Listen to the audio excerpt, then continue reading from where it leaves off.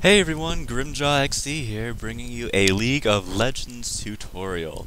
Now this isn't going to be one of those champion tutorials like, be quiet phone, like there are like other tutorials out there. This is going to be the first of many introductory tutorials, things that simple things that every player can do to increase their ELO score, or ELO score, which is basically their player rating and how well they are. Today we're going to be talking about farming and gold and obtaining gold, because we need lots of gold for our builds, because generally builds cost anywhere from 13 to 15,000 K, and in a average 50-minute game, you don't get that through the passive gold gained.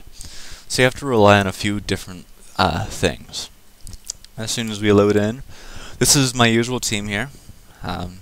Dark Tin Man's going to be playing Caitlyn, Alent's going to be playing Gragas, I'm playing Sona, Let It Fester is playing Skarner, he's going to be jungling.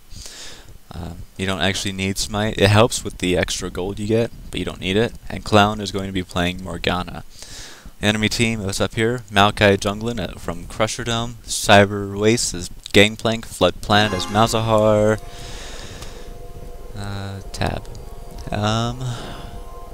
Daryl Kerrigan as Lee Sin, and Sagiel as Vladimir. Now we're going to start out with a little bit of basic stuff right here. Skarner is going to be starting off at blue golems. One thing that the jungler can do, and this is with help, is you can start off at wolves. Now, if they do decide to start up at wolves, they can get all of it and then get blue buff when you help do damage to the blue wolves that are beside them. So you immediately go there and then you go back here. Now you see most of us are right over here by blue buff, and this is very important, because if the enemy team decides to come by and try to hurt Skarner, our jungler, things could get... Let me turn the sound down really quick. There. Things could get a little messy, because first of all, he won't get blue buff.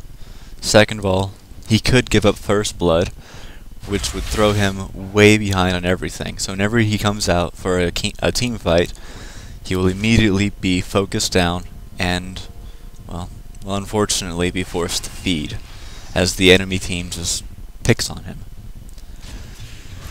But that's we'll do more about jungling and protecting your jungler and all sorts of those other things later on. Right now we're focusing on farm and obtaining gold. So how much gold do you get per second? Because we know just being in the game you get gold. Well, the gold you get is actually, without any masteries, runes, or anything else, the gold you get is 13 gold per 10 seconds. And now that's not a lot. That's only about 780 after 10 minutes. So you need to find another way to get gold. What's another way to get gold? Well, towers give 150 gold, I believe, per kill. And Dragon gives 190 for your team every time you take it. The jungle gives a little bit, but it's not as much as it used to be. But if you're laning, one of the things you might think of is getting kills. Now, getting kills is great. It really helps your team, because it prevents them from getting the enemy champion from getting experience and, well, gold from farm. But how much gold do you actually get from a kill? You only get 300 gold per kill. Now if you assist in the kill, whatever bonus bounty that they've gotten through kills that they have, Like let's say Malzahar is unstoppable, dominating, has a huge killing streak. Now, Caitlyn gets the kill on Malzahar. Caitlyn gets 300 gold plus, 500 or so. Now, I assist. I get 70% of 500. Now, if Skarner had also assisted in that, me and him split that 70% evenly. So, he would get, we would end up getting about 35%. That's math's not completely right, but I don't want to do the numbers right now because I don't have it written out. But it's not much from assist. It's some, just not enough. So the real way to actually get gold is by doing what Caitlyn is doing. And what Caitlyn is doing is she's getting last hits on minions. Now, we're going to go over some terminology before we go over actual numbers. These minions here, this one and this one here, they're called siege minions. These ones in the back here that throw the little balls of light and stuff, they are caster minions. And the little dudes that come up and beat on each other, they're melee minions. Okay? Now when you take down an inhibitor, the siege minions are replaced with super creep, and they come every time, every wave. What else? Oh,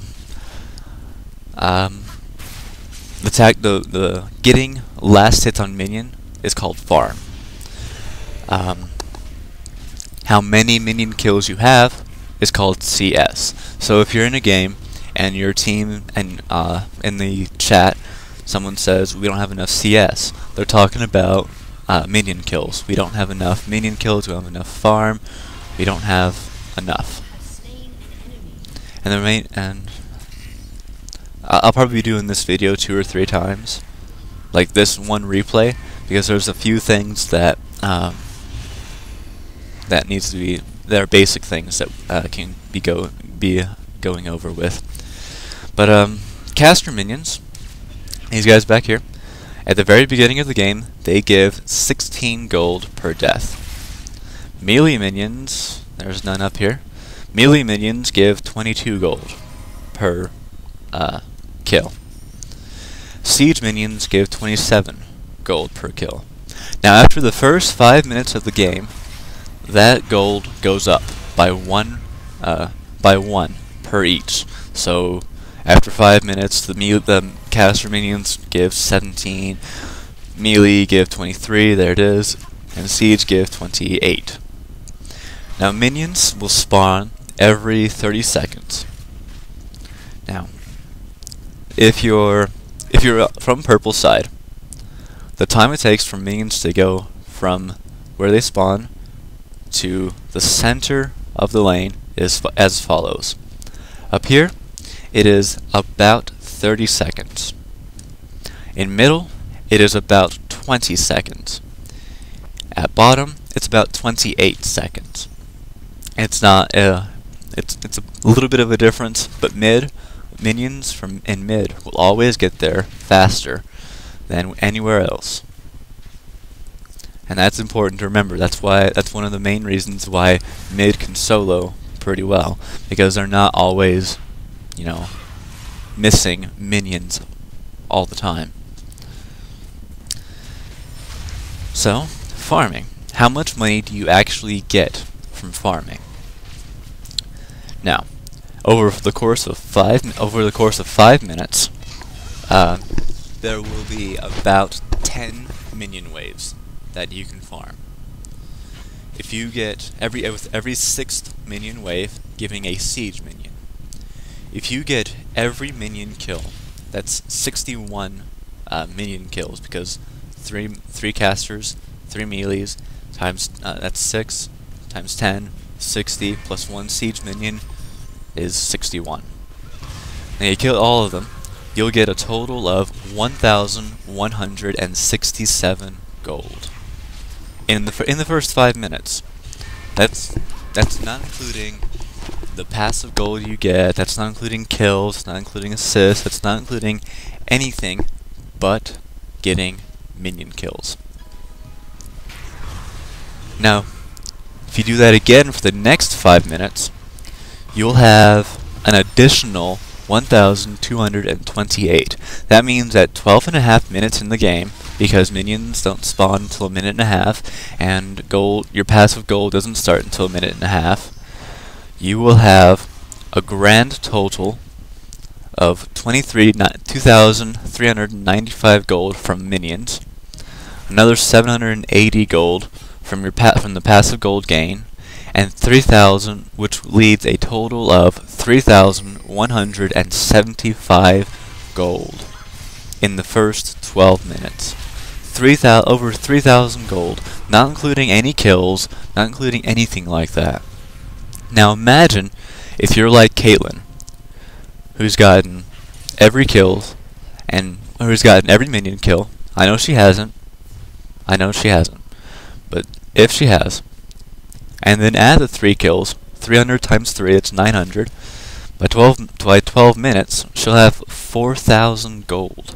4,000 gold. That's why I had Dark Tin Man send me this replay, because this is him. And he started out with the Doran's Blade, so he used all of his gold. It's 10 minutes in. He's almost at 3,000 gold right now. Watch his gold just skyrocket right here. Do you see that? Oh, I missed that one. Otherwise, it would have jumped up even more. And just like that, he went up 100, 200 gold in just a few seconds. Farming really is key to this. Now, he should be farming a little bit faster since his creep are getting pushed up towards the tower. And towers can be a bad thing because they can steal your farm. Because it can be with the casting minions, it's a little hard to actually get them before the tower kills them. So they'll usually kill all of those. But with the melee guys, sometimes it's a lot easier to get it. Sometimes your minions, make that impossible for you. But so the point is, you really want to keep your lane right about here, right where we are, just about. And if you do run out of minions, what you want to do is you want to bait your you want to get the minions start attacking you, which is called aggro. When they start their aggro on you, you lead them this way from the tower, because the tower's range is in a circle. Okay. Now, the closer you are up here, the longer it's going to take for the tower to target you, and then even hit you, because it's got to travel that whole distance. So remember that applies to everyone. If you're wanting to tower dive, you go over here.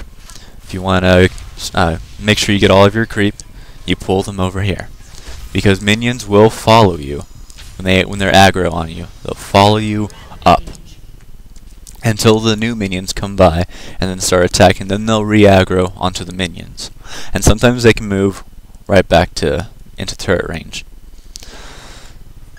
So, but we'll get more into pulling and pushing a lane, which is what this is called, later. Right now, we're just focusing on farm. Now, look, Caitlyn went back. She's just got 3,600 gold. She bought a Bloodthirster straight out. Boots right afterwards. She's got 4 kills.